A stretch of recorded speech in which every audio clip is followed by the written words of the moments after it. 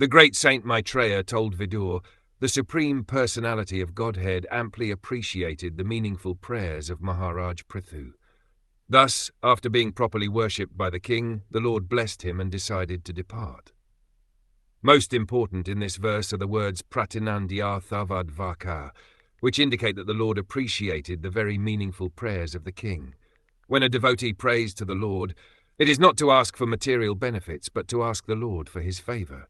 He prays that he may be engaged in the service of the Lord's lotus feet birth after birth. Lord Caitanya therefore uses the words Mama Janmani Janmani, which mean birth after birth, because a devotee is not even interested in stopping the repetition of birth. The Lord and the devotee appear in this material world birth after birth, but such births are transcendental.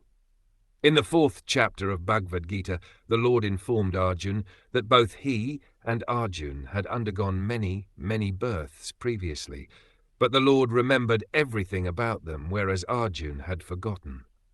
The Lord and his confidential devotees appear many times to fulfill the Lord's mission, but since such births are transcendental, they are not accompanied by the miserable conditions of material birth, and they are therefore called divya, transcendental.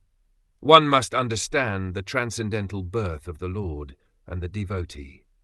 The purpose of the Lord's taking birth is to establish devotional service, which is the perfect system of religion, and the purpose of the birth of a devotee is to broadcast the same system of religion, or the bhakti cult, all over the world. Prthu Maharaj was an incarnation of the power of the Lord to spread the bhakti cult, and the Lord blessed him to remain fixed in his position. Thus, when the king refused to accept any material benediction, the Lord appreciated that refusal very much. Another significant word in this verse, asyuta, which means infallible. Although the Lord appears in this material world, he is never to be considered one of the conditioned souls who are all fallible.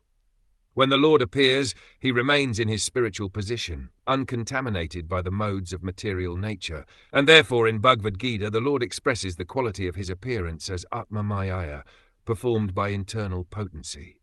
The Lord, being infallible, is not forced by material nature to take birth in this material world. He appears in order to re-establish the perfect order of religious principles and to vanquish the demoniac influence in human society.